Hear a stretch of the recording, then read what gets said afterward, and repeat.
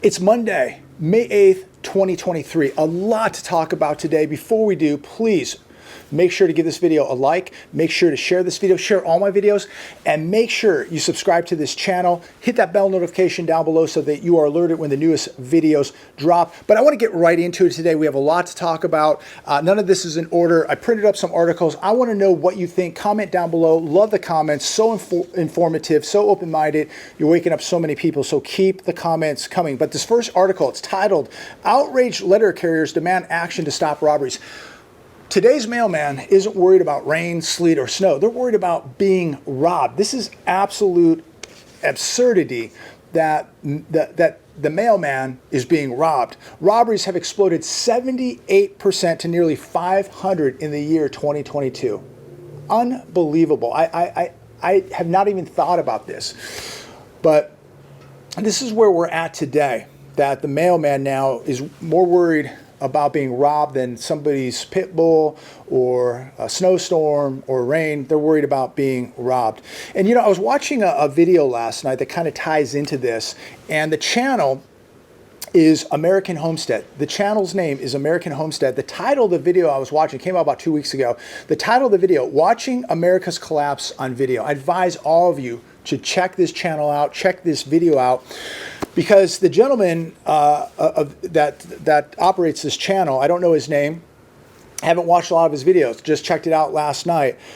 It was a very informative video. I like what he had to say, so check it out. But he was talking about how we have a choice. We can be a victim or we can choose not to be a victim. And that a little bit of training goes a long way. And he showed some videos last night, and it's quite alarming. And a couple of them were very, very disturbing, watching America's collapse on video. There was 2 video clips on this that were very disturbing. One of them was, I believe, a Domino's pizza delivery driver. I think he worked for Domino's, handicapped. He comes up to a door, and 3 criminals come up behind him. One of them goes into his car when he's not looking, steals something out of his car, probably his cell phone. Then they come up to him at the door of a home, and they steal all of his pizzas and run off. Now, this is a guy who's handicapped, who's, you know, probably working part-time for Domino's, who's barely getting by, but out there, you know, just working when most people choose not to work and rather go rob. This guy, handicapped, is out there, you know, working. And, you know, we're in a time now where people are struggling to pay their bills, and now they have to deal with this, you know, having stuff stolen out of their cars, and then having the pizza stolen. Luckily, he's okay and didn't get hurt. But, you know, we're going to come to a point where it's going to get so dangerous for a pizza delivery man that either they're going to stop delivering pizzas, or they're going to have to start paying pizza delivery drivers $50 an hour, and you'll be paying, you know, $40, $50 for a pizza. That's where it's all going. And there was another clip where a gentleman, looked like a very nice neighborhood, looked like it might have been Florida, 3 lowlifes walking down the sidewalk, and one has 2 of them look like they had weapons, and they walk up to him, and they get his keys to his very nice pickup truck in this very nice neighborhood, and they take it. And as they're driving off, he's trying to open the back of the truck up because there's something in there that he needs, but probably his whole entire business is in that truck. And 3 lowlifes just drive off with it.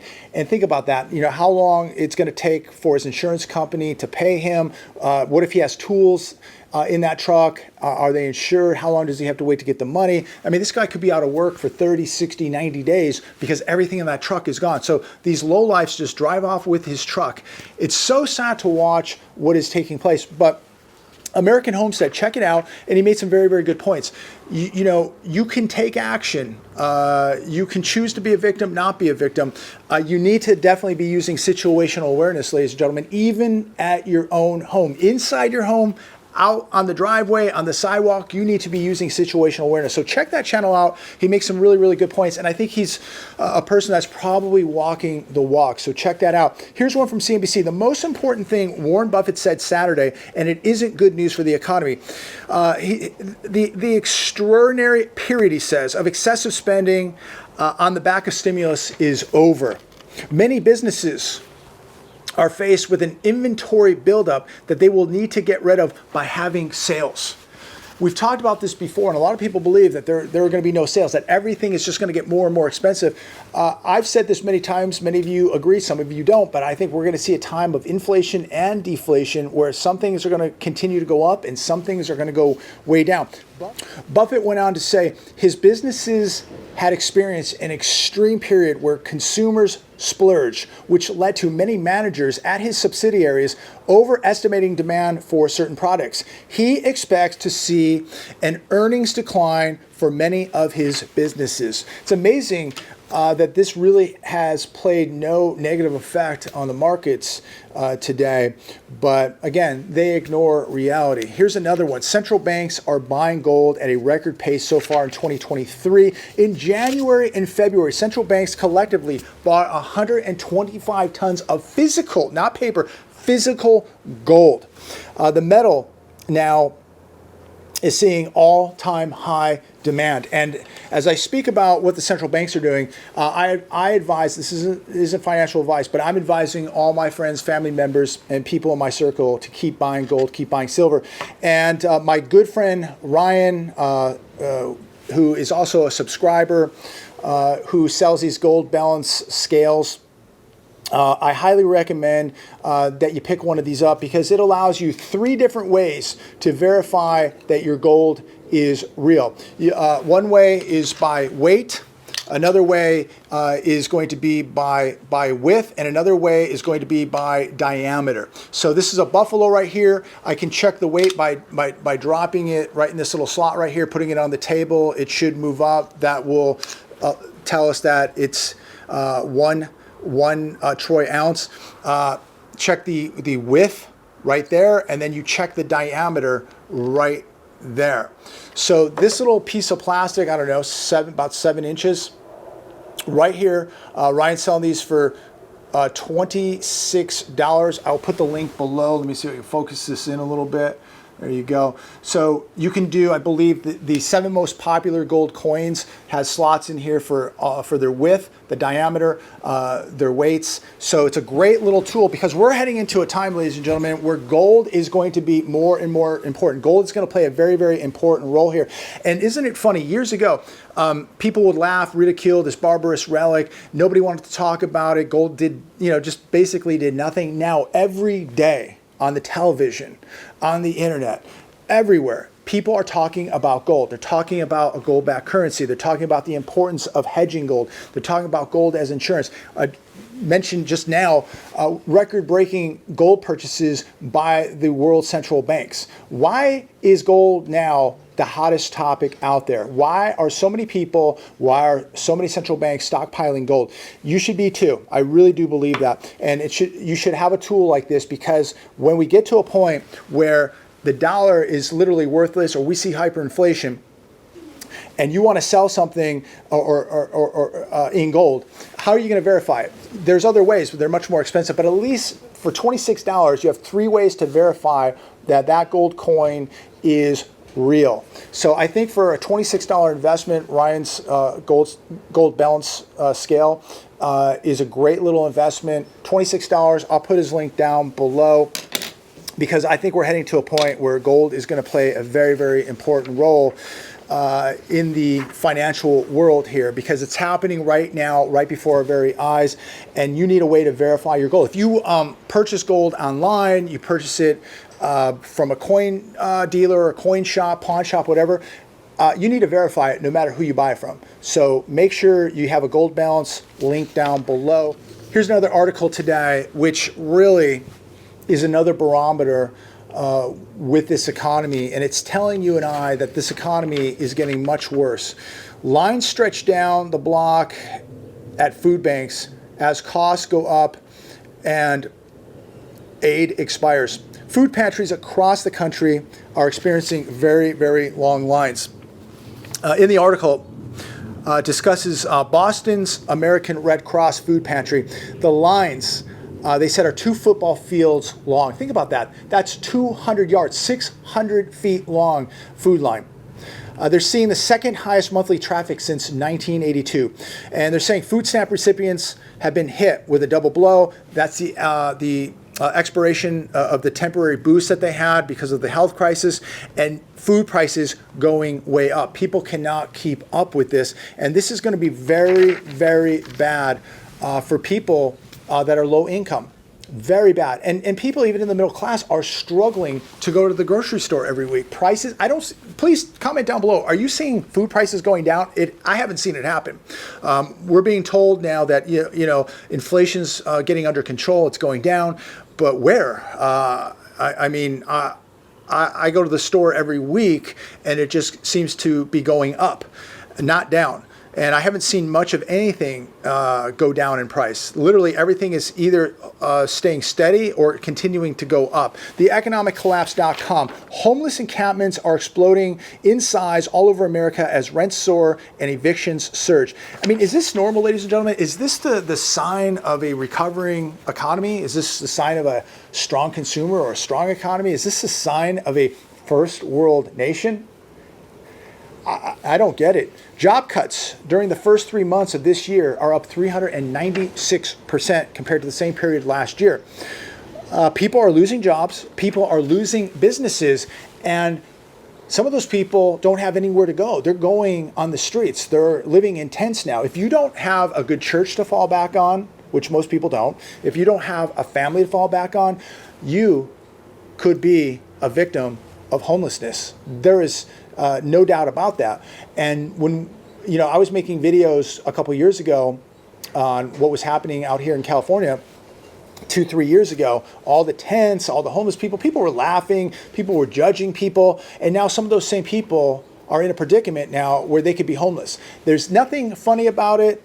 We shouldn't be judging anybody about it. There's a multitude of reasons of why people are homeless and on the streets. Yes, there are a lot of drugs, but a lot of people don't get on the drugs till they actually go homeless. Once they're on the streets and they're living that life and it's a dead end and they're so depressed, they turn to drugs. And yes, there are people that are on the streets because of drugs, but we have a lot of mental illness in America. We have a lot of problems, and yet we're sending billions of dollars all over the world when we have a mental illness crisis taking place. We have a drug crisis. We have people losing their businesses. We have people losing their jobs, and they're homeless, and there's no help. And there are people out there that need help. And I think we need to stop sending money all over the world. We need to start helping these people, and we need to start cleaning up our own streets. Homeless encampments are absolutely exploding from coast to coast, not just a California thing. Many people are seeing it all over America now, Midwest, East Coast, the South, you name it. All the money that the Federal Reserve pumped into the system did not seem to trickle down. What do you think about that? All this money seemed to stay at the very top of the pyramid. Why didn't it trickle down? Why didn't it help people with small businesses? Why isn't it not helping people who need help right now? There's so many people that need help. I was just watching the news a little earlier. People in Chicago saying that they need help. Why are we helping other countries? Why are we helping people all over the world, not people right here? It's a good question. It's a good question. Comment down below. Love to know what you think about it. But we have people food insecure. We have people starving. We have kids starving. We have cities crumbling. We have an educational system decaying. We have crime flooding America. I mean, it goes on and on and on. Why are we not doing anything about that? Instead, we are sending hundreds of billions of dollars all over the world. It is absolutely repulsive. The Hedge today, Tyson Foods reports loss, slashes outlook. Tyson shares today, I checked a couple hours ago, down 16%. They reported a $97 million loss in the first quarter. By the way, they are the largest U.S. meat company in America. They have been battered by rising costs and sliding demand. People just cannot afford to eat meat. It's getting too expensive.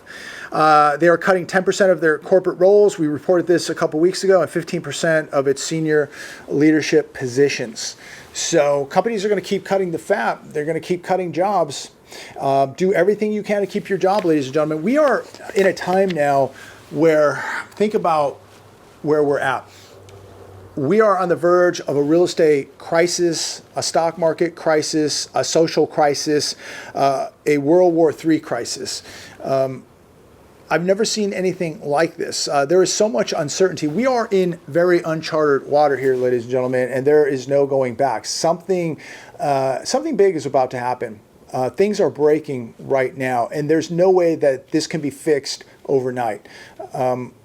We have definitely overheated this engine, and it is seizing up. And now we're going to find out how bad the damage is. Fed report shows banks worried about conditions ahead with focus on slowing economy and deposit outflows. This on CNBC today. The Fed's quarterly senior loan officer opinion survey said this: requirements got tougher for commercial and industrial loans as well as many household debt instruments such as mortgages, home equity lines of credit, and credit cards.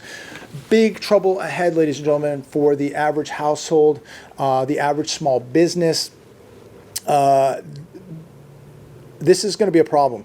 Commercial real estate is definitely the next shoe to drop.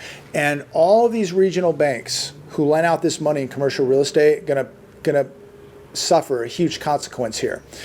People are now going to pay even more to use their credit cards. Credit card debt at an all-time high, while interest rates on those credit cards is sitting at an all-time high. Another bad combination for the consumer. It just doesn't seem to end, ladies and gentlemen. It just seems to get worse and worse, and it spells big trouble ahead for U.S. businesses and the U.S. consumer and U.S. households. Here's another one today. I'll put my glasses on for this one.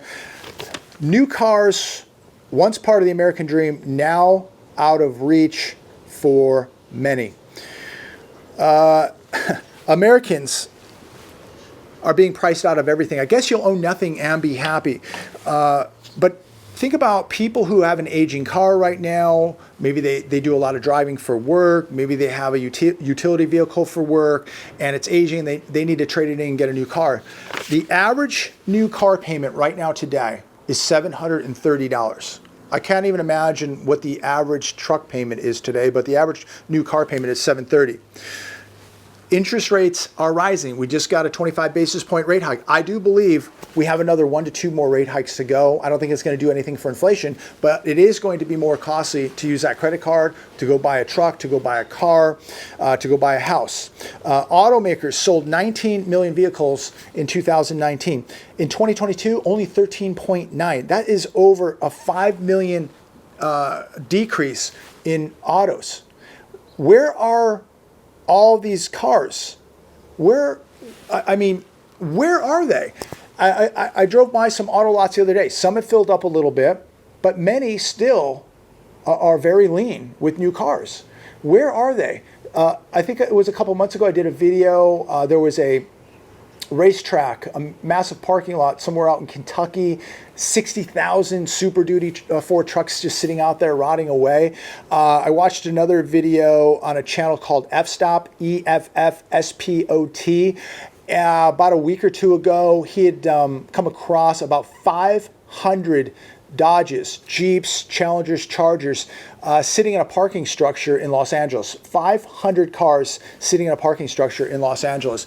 So why are these cars not hitting the dealerships? Are they going to continue to price gouge everybody? Are they going to continue to let cars just sit in parking lots?